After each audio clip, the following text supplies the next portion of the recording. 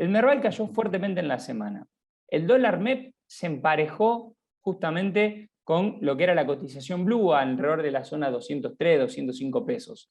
Los bonos fluctuaron enormemente y el riesgo país, otra vez el riesgo país, está en la zona de 1.750 puntos. ¿Qué está pasando, Ramiro, con el mercado financiero y qué nos está anticipando también?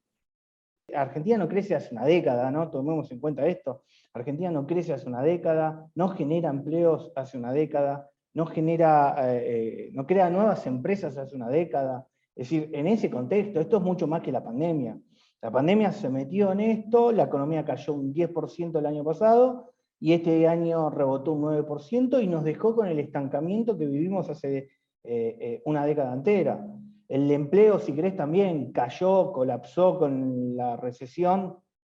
4 millones de puestos de trabajo se habían perdido. Se recuperaron casi 4 millones de puestos de trabajo durante este año, ¿no? Entre el apagar completamente la economía y prenderla nuevamente, fueron todos esos eventos que sucedieron.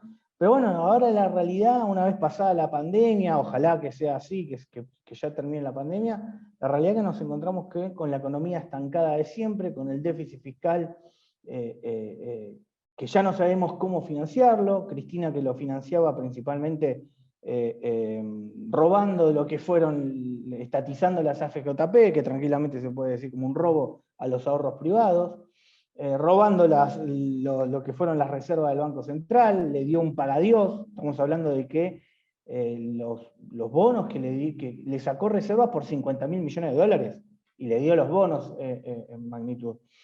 Después Macri, que intentó ordenar la economía, pero con ese gradualismo necesitó la tarjeta de crédito para financiar la economía que heredaba de Cristina, y tomó deuda por 70.000 millones de dólares, de los cuales 40 y un poco más de 40 son solo contra el FMI. Llega Alberto Fernández y ya no tenía ni ahorros en el Banco Central, ni cupo en la tarjeta de crédito, y por lo tanto le da la emisión monetaria para sostener siempre este nivel de gasto público que dejó Cristina. Cristina duplicó el tamaño del Estado, la famosa década ganada que le llamaba el kirchnerismo, fue duplicar el tamaño del Estado sin la menor idea de cómo financiarlo. Y a Alberto Fernández le vino la pandemia encima, sobrevivió a la pandemia, si querés, y ahora estamos en la misma situación de antes, con un Estado que no sabemos cómo financiarlo, que demanda una emisión monetaria, escuchá el número, de 8 puntos del PBI. Hoy, después de la pandemia, el déficit fiscal son 8 puntos del PBI. Déjame desagregártelo. Dale. Son 5 puntos del PBI el déficit del gobierno nacional, y 3 puntos del PBI el déficit cuasi fiscal del Banco Central, producto de los intereses de la LELIQ. Bueno, ahí tocas un tema muy importante, ¿no? Que son los intereses que está generando esa bola de nieve que está generando el propio Banco Central, déficit cuasi fiscal. ¿Cómo se puede solucionar eso? Porque eso también es deuda, en definitiva, ¿no? Que de alguna forma hay que solucionar o licuar o bueno, buscarle algún mecanismo de solución para que sea después sustentable en el mediano y largo plazo. Por eso te marcaba que bien medido el déficit fiscal. A veces los argentinos cuando te hablan, o los economistas argentinos cuando te hablan del déficit fiscal, solo te hablan del déficit primario, como si los intereses no existieran, ¿no? Entonces te dicen, no, porque el déficit primario es no sé, vamos a decir, un X magnitud. Ah, bueno, sí, también hay que sumar los intereses de la deuda. Y yo te digo, sí, está bien, pero también hay que sumar los intereses del Banco Central. O cuando vos abrís la billetera, sacás un peso, vos sabés si eso vino del déficit primario, del déficit de intereses o el déficit cuasi fiscal. No se puede distinguir, es irrelevante macroeconómicamente hablando. Por eso cuando tomás todos los déficits del Estado, vos tenés una magnitud de déficit fiscal de 8 puntos del PBI, y que el mercado empieza a descontar eso, es decir, a ver, hermano, pasó la pandemia, vos te quedaste con un déficit fiscal descomunal, que no tenés ni idea cómo vas a financiar, y el mayor riesgo que hay es acá, que el plan plurianual que habla el gobierno, en rigor sea nada más que el papel de regalo para envolver el plan Sarasa. Claro. Entonces vos cuando te llega el paquete, abrís o decís, mirá, el plan plurianual, lo desatás, lo abrís y decís, ups, otra vez el plan Sarasa. ¿Y qué es el plan Sarasa? Nada. No tener metas en nada, no tener indicadores en nada, no tener objetivos para nada, solo objetivos políticos que darle a la maquinita para comprar votos. Punto. Eso todo. Eso es el plan Sarasa y eso es lo que va a hacer chocar la economía, si se creen que eso va a aguantar 2 años más.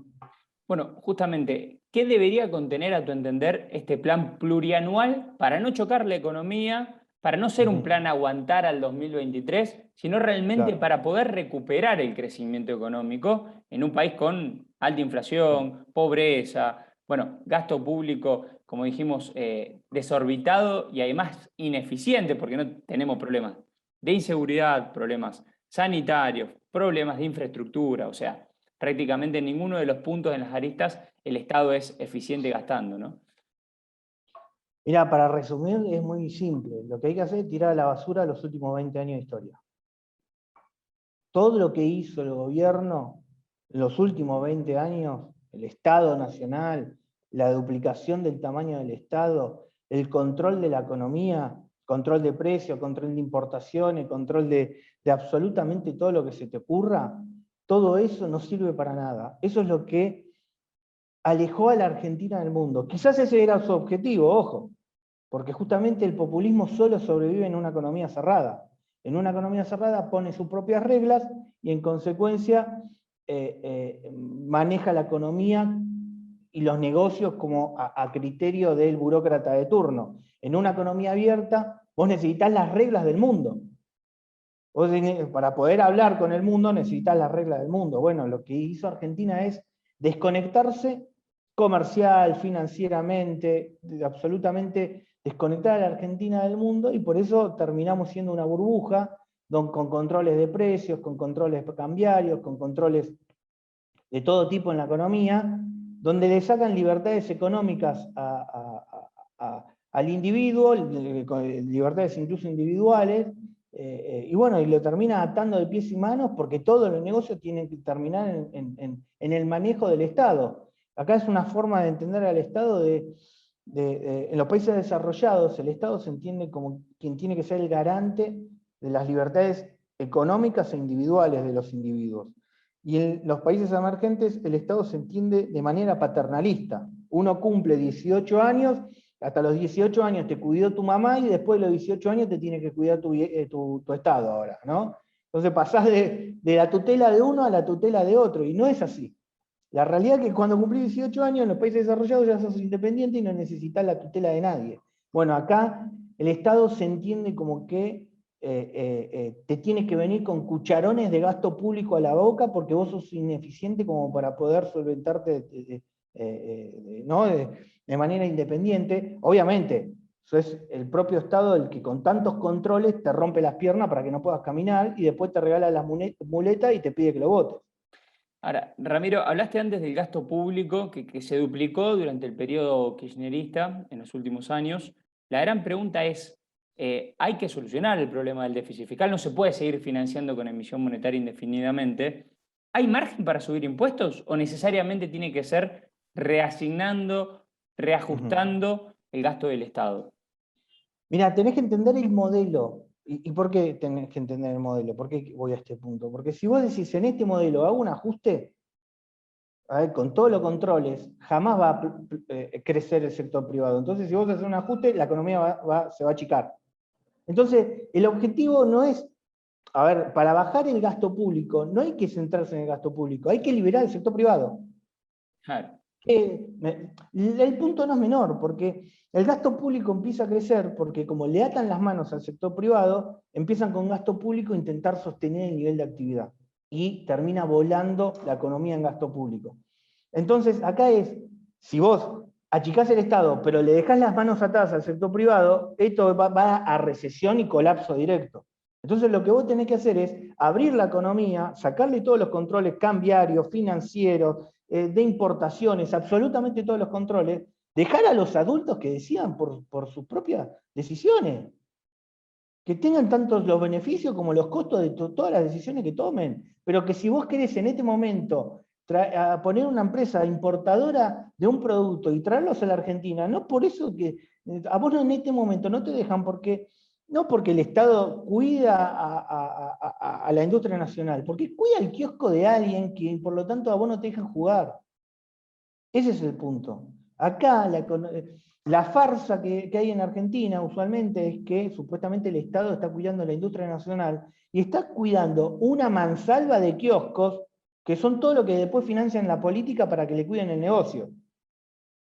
Entonces, ¿cuál es el resultado de eso? El resultado de eso es que se queda todo el medio país se queda afuera, a punto tal de que en este momento el 50% es pobre, y ni te digo la generación joven, los jóvenes, que llegaron tarde al reparto del Estado corporativo y por lo tanto el 70% es pobre.